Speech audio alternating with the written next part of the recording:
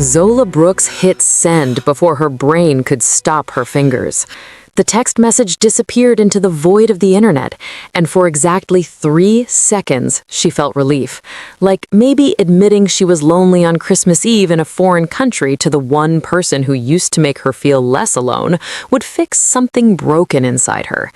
Then her phone buzzed, and her wine-soaked confidence evaporated.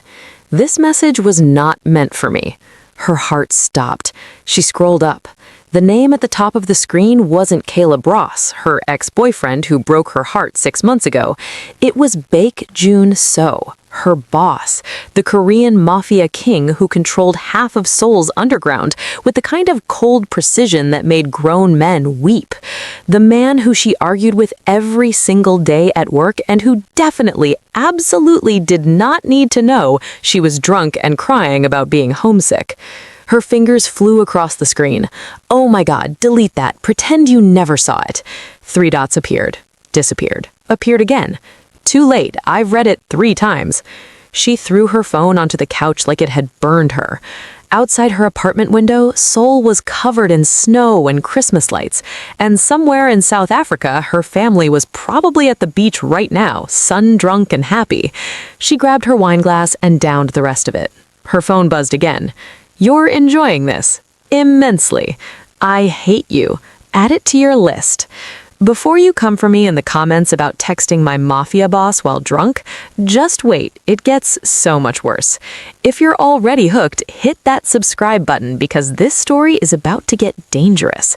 Now let me back up and tell you how a wrong text on Christmas Eve turned into the most terrifying and beautiful night of my life. Zola had been working for Baek Joon-seo for 8 months. She was a financial compliance analyst, which was a fancy way of saying she cleaned money trails and made illegal empires look legitimate on paper. She was good at it. Too good. Good enough that when Joon-seo's previous analyst had mysteriously disappeared, he'd headhunted her from her comfortable job in Johannesburg with an offer she couldn't refuse. The money was obscene, the work was challenging, and her boss was the most infuriating man she'd ever met. Baek Joon-seo was 32, built like he spent more time in the gym than his office, and had a face that belonged on billboards. But it was his eyes that unsettled her. Dark, calculating, missing absolutely nothing. He ran his empire the way surgeons performed operations, with cold, methodical precision. No emotion, no warmth, no joy.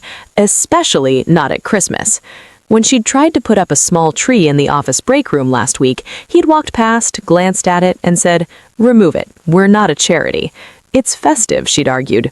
It's a fire hazard. It's fake. It's unnecessary. She'd called him the Grinch with an empire. He almost smiled. Almost. Now, staring at her phone and his text messages, she wondered if she'd just torpedoed her entire career with one drunken moment of weakness. She was drafting an apology when her phone rang. His name flashed on the screen. She answered, and his voice was low, controlled, with that slight accent that turned her insides liquid even when she was furious with him. "You're not going home tonight." "Excuse me. Someone just sold your location. You have 10 minutes. Pack a bag." The wine haze evaporated instantly. "Joon-seo, if this is a joke..." "Do I joke?" No, he didn't. The line went dead, and Zola stood frozen in her apartment, heart hammering. Then she moved. She threw clothes into a bag with shaking hands. Underwear, jeans, sweaters, her passport. She was shoving her laptop into the bag when her apartment buzzer rang. She checked the camera. A black SUV was parked outside, and Baek Joon-seo himself was standing at her door. He never came to her apartment. Never. She buzzed him up and opened the door before he could knock. He filled her doorway, snow dusting the shoulders of his black wool coat, his expression unreadable. Behind him, 2 of his men stood at attention. "Get in the car," he said. "Not until you tell me what's happening." His jaw tightened. "Your ex-boyfriend is now working with Choi Sung-ho's syndicate.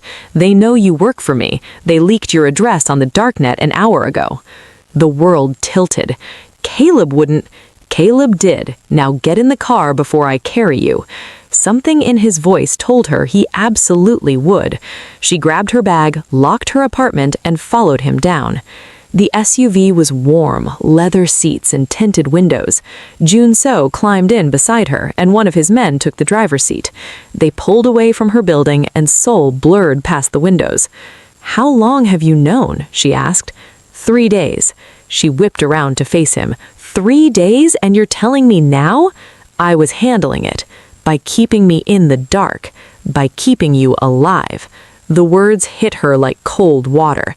She sank back into her seat, processing.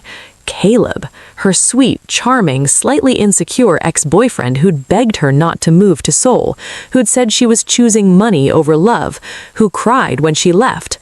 "Why does Caleb even know who you are?" she asked quietly. Joon-seo was silent for a moment, watching the city lights. Then he said, "Jealousy makes men stupid. He wanted to know who replaced him." She turned to look at him. Snow was still melting in his dark hair. His profile was sharp, beautiful, completely closed off. No one replaced him. His eyes flicked to hers, held. Didn't they? Her breath caught. The air in the car suddenly felt too thin.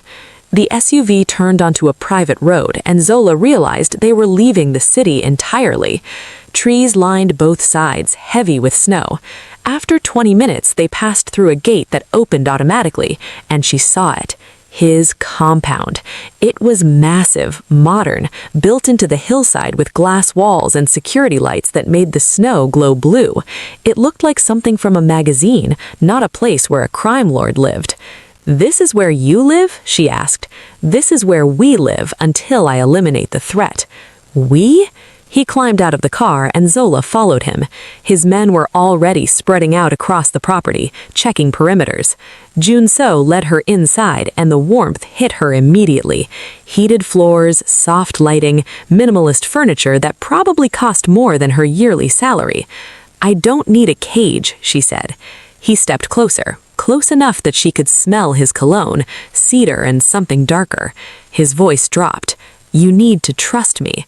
Her pulse was racing. She hated that she wanted to, hated that standing this close to him made her forget how to breathe properly. "Okay." Something flickered in his eyes, surprise maybe. Then he stepped back, rebuilding that wall between them. "Get some rest, we'll talk in the morning." He left, closing the door behind him, and Zola stood alone in the most beautiful prison she'd ever seen.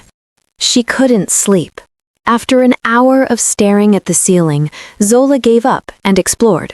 The compound was quiet, but she could see security lights moving outside through the windows. Joon-seo's men, patrolling, protecting her from a threat she still couldn't fully believe was real. Caleb, working with gangsters, selling her location. It didn't make sense. Caleb was a marketing executive who cried at rom-coms and forgot to tape out the trash. He wasn't dangerous. He was just hurt. She found herself walking toward the main part of the house, following the sound of silence until she reached what looked like a study. The door was cracked open, and through it she could see him.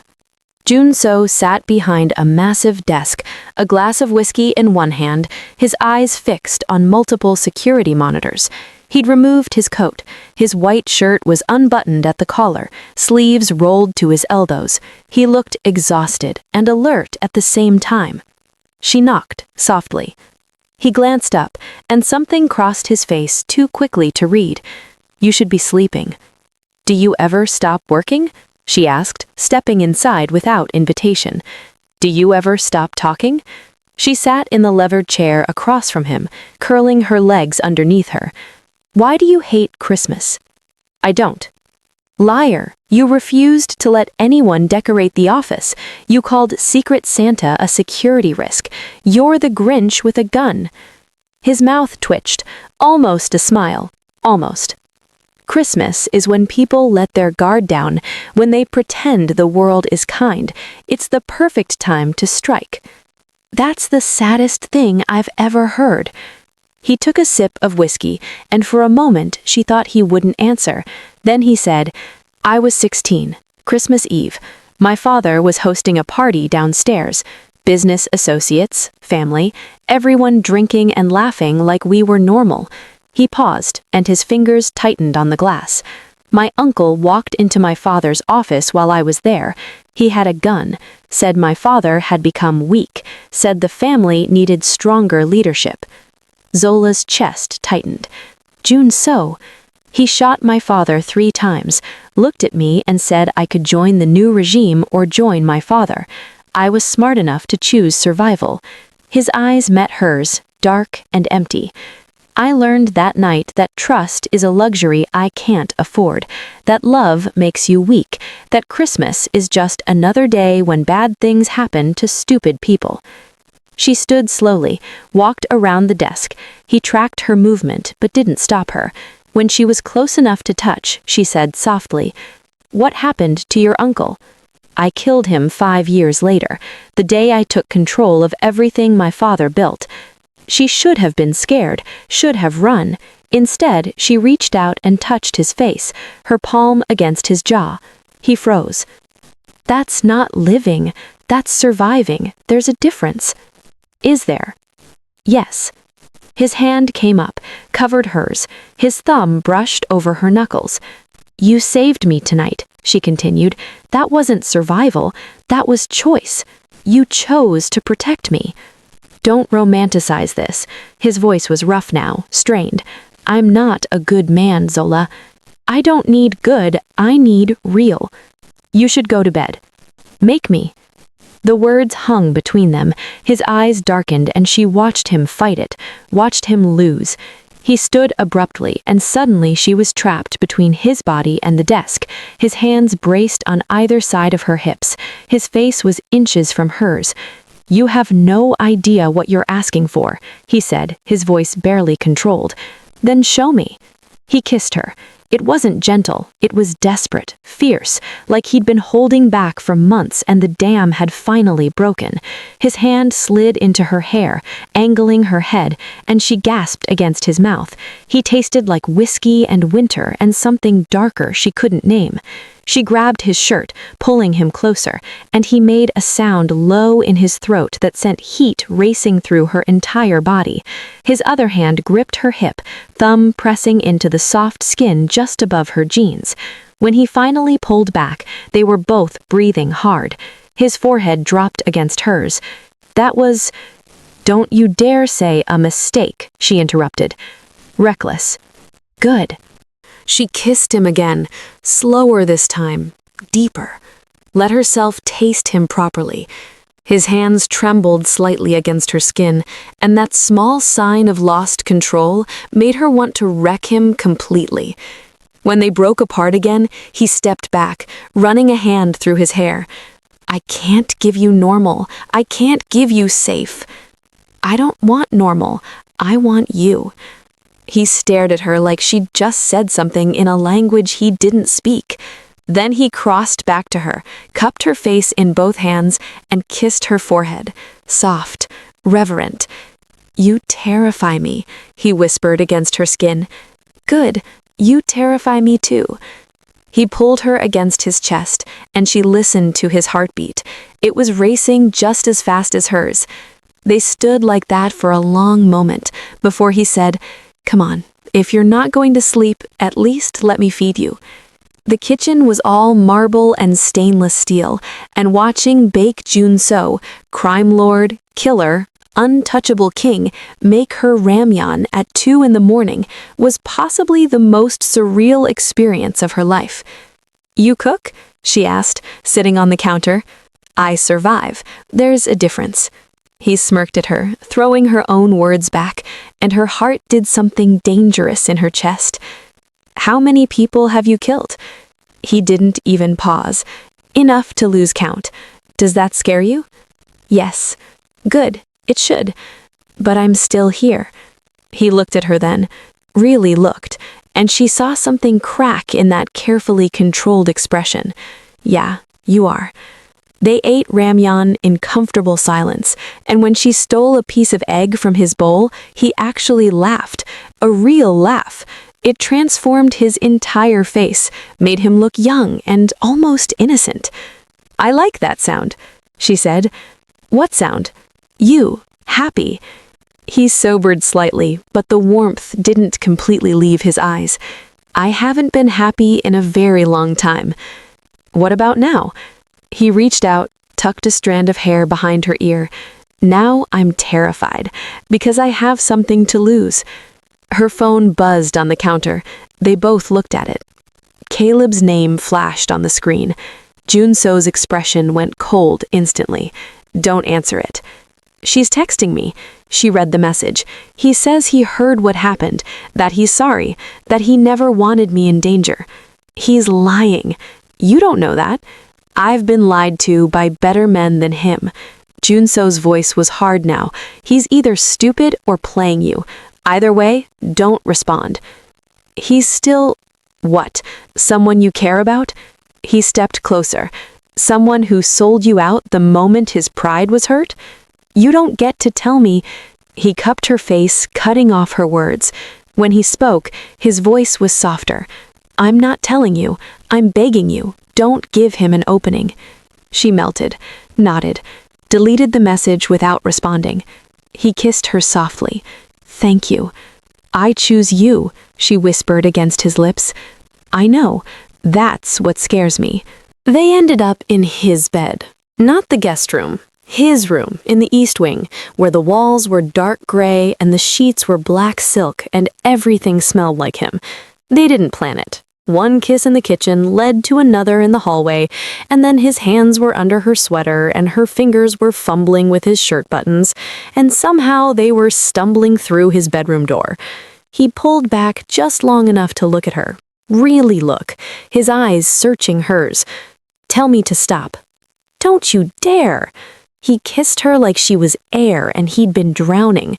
She pulled his shirt off, let her hands explore the hard planes of his chest, the scars she'd never seen before. There was one along his ribs, raised and pale. She traced it with her fingers. Knife, he said. 3 years ago. She kissed it, felt him shudder. Zola, I'm here. I'm right here. They fell into bed together, a tangle of limbs and whispered words and skin against skin. He was gentle and desperate at the same time, like he couldn't decide if she was something to worship or devour. She chose both. Let him take her apart slowly, thoroughly, until she forgot her own name. When it was over, they lay tangled together, her head on his chest, his fingers tracing patterns on her shoulder. I didn't plan this, he said quietly. I know. I told myself I wouldn't touch you, that it was unprofessional, dangerous. How's that working out? He huffed a laugh. Terribly. She tilted her head to look at him. In the dim light, he looked younger, vulnerable. Do you regret it? No. He said it immediately, certainly. I regret that I can't keep you safe, that loving you makes you a target. Her heart stopped. Loving me? He met her eyes. Yes. You've never said that before. I've never felt it before. Not like this. She kissed him, soft and slow. I love you too, just so we're clear. He pulled her closer, buried his face in her hair. We're going to survive this, I promise. She wanted to believe him. They fell asleep wrapped around each other. And for a few hours, Zola let herself pretend they were normal, just two people who'd found each other, not a crime lord and the woman who'd accidentally stumbled into his world. She woke to sunlight streaming through the windows and an empty bed. Panic fluttered in her chest until she heard water running in the bathroom. She relaxed, stretched, felt the pleasant ache in her muscles. The bathroom door opened, and Joon-seo walked out with a towel around his hips, water still dripping from his hair. She stared. Good morning, he said, smirking slightly. That's not fair. What isn't?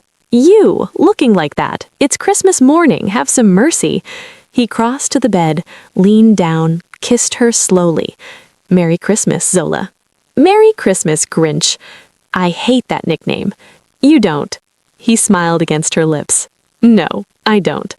They made coffee together in the kitchen, and she stole one of his sweaters because all her clothes were still in the guest room.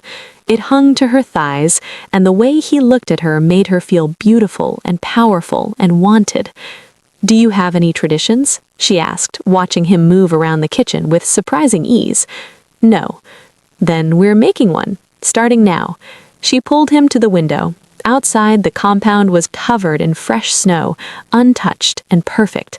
The mountains in the distance were purple against the pale sky. "This," she said, turning to face him. "Us, here. That's the tradition." He pulled her closer, kissed her forehead, her cheeks, her nose. "I didn't think I'd ever feel this again." "Feel what?" "Hope." His phone buzzed on the counter, shattering the moment. His expression changed instantly, going from soft to lethal in a heartbeat. He checked the screen, and his jaw tightened. "What is it?" she asked. "Choi Sung-ho's men are moving. They're heading toward the city center." "Why?" "Distraction. They want me to think they're making a move elsewhere, so I'll relocate you." "So we stay?" "No." He was already moving, pulling up contacts on his phone. "We move, but not where they expect." 30 minutes later, they were in the SUV again, heading back toward Seoul. Joon-seo had his laptop open, coordinating with his men. They were moving her to a safe house in Itaewon, smaller, urban, easier to defend, he said. Zola watched the city wake up around them. Christmas morning in Seoul, families walking to church, couples holding hands, normal people living normal lives. "This feels wrong," she said. He looked up from his laptop. "What does?" "Running, hiding. I don't want to live like this." "You won't have to, not after today." "What are you planning?" His eyes were cold. "To end this." They arrived at the safe house just as the sun fully rose. It was a penthouse apartment with reinforced doors and bulletproof windows. Joon-seo's men swept it first, checking every room, every corner. When they gave the all clear, he brought her inside. It was beautiful, modern, but it felt like a cage. "I need to make some calls," he said. "Stay inside. Don't go near the windows." "Joon-seo." He kissed her, hard, desperate. "I'll fix this, I promise." Then he was on his phone, speaking rapid Korean to someone on the other end. She caught words here and there. Her Korean was decent, but not fluent. Something about accounts, warehouses, a name she recognized, Choi Sung-ho. She stepped out onto the balcony for air. Seoul stretched out before her, glittering and alive. She thought about her family in South Africa, about the text she'd sent last night that had started all of this, about how a single mistake had led her here, to this moment, with a man she loved who lived in a world of violence. She didn't hear the footsteps behind her until it was too late. A hand clamped over her mouth, strong arms wrapped around her, lifting her off her feet. She tried to scream, tried to fight, but whoever had her was stronger. A familiar voice whispered in her ear, "I'm sorry, Zoe, but you'll thank me later." "Caleb." She thrashed harder, managed to bite his hand. He cursed, and something sweet-smelling covered her nose and mouth. Chemical. Wrong. The world went fuzzy. The last thing she heard was Joon-seo's voice, distant and panicked, calling her name. Then, nothing. She woke up in darkness. Her head pounded, her mouth tasted like metal. She tried to move and realized her hands were zip-tied behind her back, secured to a chair. She was in a warehouse, judging by the echo and the smell of oil and concrete. "You're awake." Caleb stepped into her line of sight. He looked different, harder. His sandy hair was longer, and there were dark circles under his blue eyes. "Caleb," she croaked, "what are you doing?" "Saving you." "By kidnapping me?" He crouched in front of her. "He doesn't love you, Zola, Baek Joon-seo. He's a monster. He owns things, controls them. You're just another asset to him. You don't know him." "I know men like him." "No," her voice was stronger now, anger burning through the fear. "You know men like you, bitter, controlling, small." His face twisted. "I loved you. You loved the idea of me, the version that didn't challenge you, the version that stayed small so you could feel big. Joon-seo doesn't need me to be small. He sees me, all of me. He's going to get you killed. You already did that when you sold my location." Caleb stood abruptly, pacing. "I didn't want it to go this far. I just wanted you to see what he was, what you'd chosen over us." "There is no us. There hasn't been for 6 months." There could be again. We could leave, go back to South Africa, start over. I don't want to. Because of him? Because of me. I like who I am here, who I became. He stared at her, and she saw the moment he realized he'd lost, really lost. Not just her, but whatever fantasy he'd built in his head. The warehouse door exploded inward. Joon-seo walked through the smoke like an avenging angel, gun drawn, eyes lethal. 3 of his men flanked him, weapons raised. Caleb reached for something at his waist, a gun, she realized with horror, but he never had a chance. A single shot rang out, clean, precise. Caleb dropped. Zola couldn't breathe, couldn't think. She just watched as Joon-seo crossed the warehouse floor, stepping over Caleb's body without a second glance. His hands were shaking as he cut through her zip ties. "Are you hurt?" His voice was rough, breaking. "No, I'm okay." He pulled her up and into his arms, holding her so tight she could barely breathe. His whole body was trembling. "I thought I lost you. I thought you didn't. I'm here." He pulled back just enough to look at her face, his hands cupping her cheeks. His eyes were wet. "I love you. I've loved you since you told me my security protocols were overkill, since you laughed at my threats, since you made me believe I could be more than this. You are more than this." She was crying now, too. "You're everything." He kissed her desperately, and she tasted salt. His tears or hers, she couldn't tell. One of his men cleared his throat. "Boss, we need to move." Joon-seo nodded, but he didn't let go of her hand. They walked out together, past Caleb's body, past the wreckage of the door. Outside, dawn was breaking over Seoul. The SUV ride back was silent. He kept her pressed against his side, his arm around her shoulders. Every few minutes, he'd press his lips to her hair, like he needed to reassure himself she was real. At the compound, a medical team was waiting. They checked her over, bruises on her wrists from the zip ties, slight dehydration, shock, but nothing serious. Through it all, Joon-seo stood in the corner, watching. When they finally left, he still didn't move. "Come here," she said softly. He crossed to her slowly, and when he reached the bed, he dropped to his knees, put his head in her lap. His shoulders shook. "I'm okay," she whispered, running her fingers through his hair. "I'm safe. You saved me." "I almost didn't. If I'd been 5 minutes later. But you weren't." He looked up at her, and the rawness in his expression broke her heart. "I can't do this without you. I don't want to." "You don't have to." She pulled him up onto the bed, and he wrapped himself around her like she might disappear. They lay like that for a long time, just breathing together. Eventually, he said, "Choi Sung-ho is done. I froze his accounts, turned his allies. His operation is dismantled." "Is it over?" "Yes." "Then what happens now?" He propped himself up on one elbow, looking down at her. "Now I ask you to stay, to build something real with me, not just survival, something worth living for."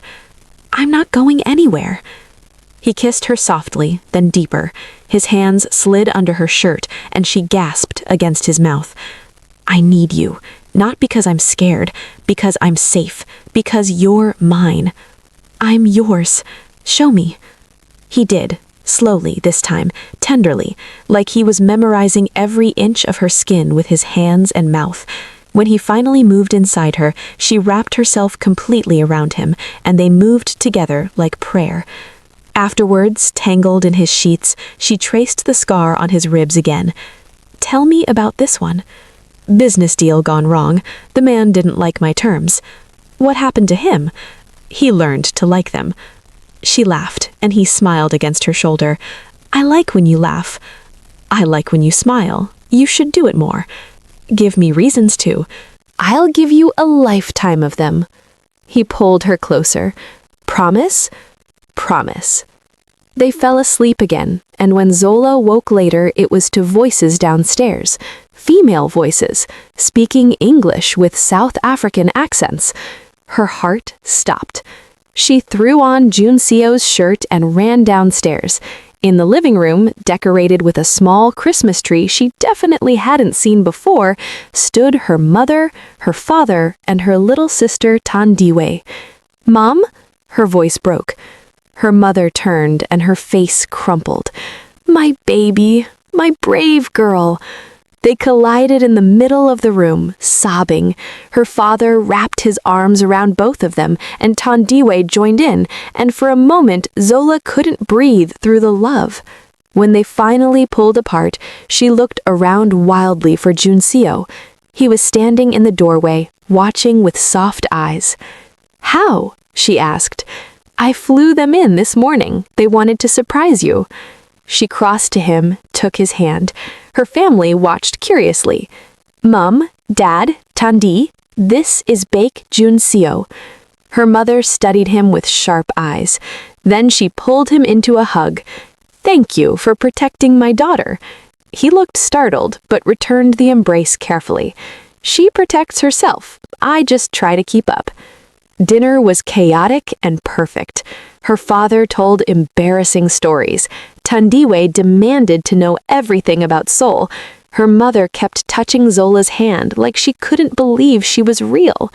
Joon-seo was quiet mostly, but Zola caught him smiling. Really smiling.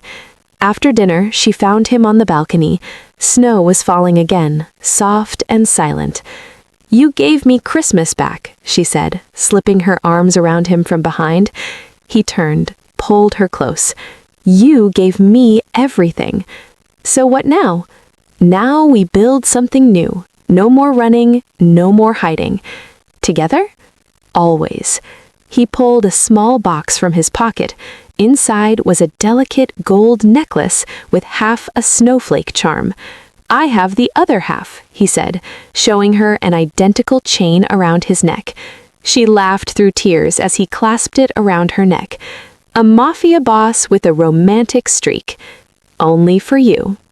He kissed her as snow fell around them, and somewhere inside, her family was laughing.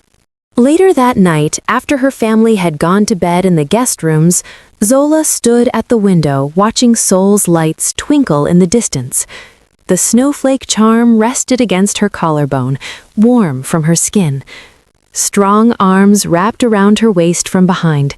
Joon-seo's chin rested on her shoulder. What are you thinking? He asked.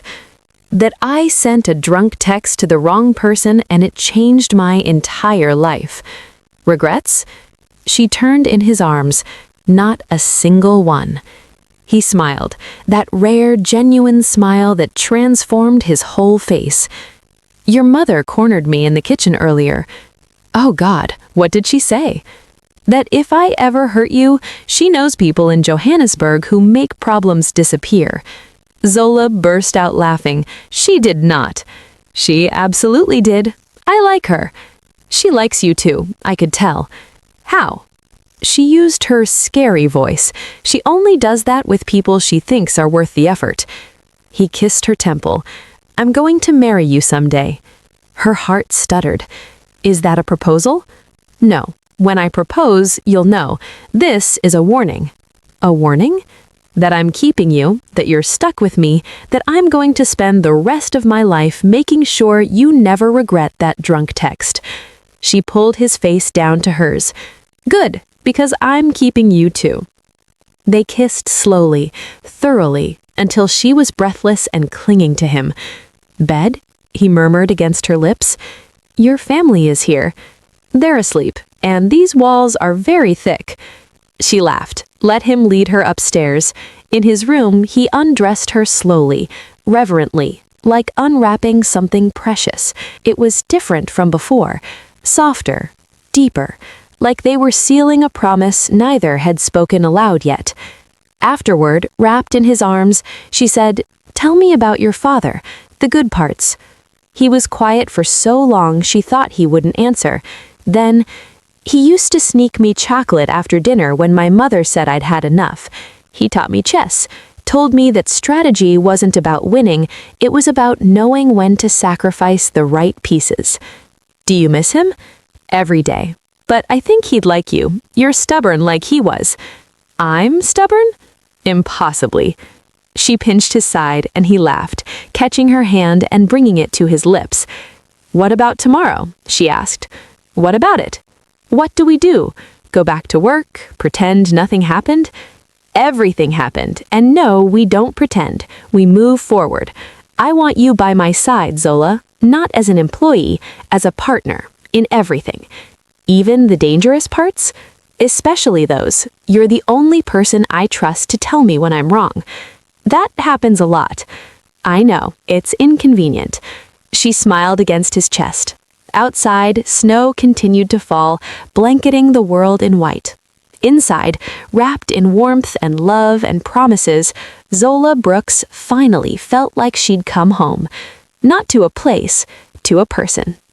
The morning after Christmas arrived with pale gold light streaming through the windows. Zola woke before Joon-seo for once, and she took a moment to just watch him sleep.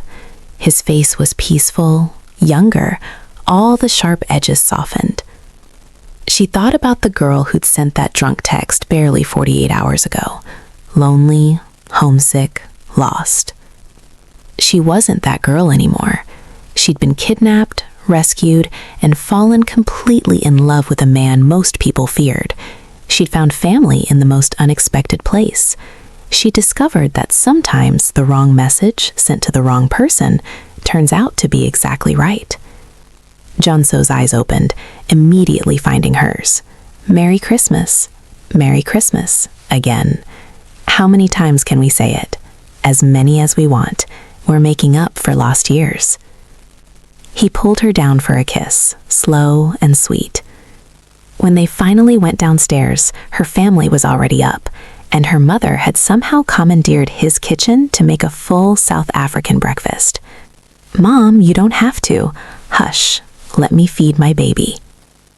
Joon-seo caught Zola's eye across the kitchen and mouthed, I like her. Breakfast was loud and chaotic and perfect. Her father told Joon-seo about growing up in Soweto. Thandiwe demanded to know if Seoul had good shopping. Her mother kept piling food on everyone's plates. This was what Christmas was supposed to feel like, Zola realized.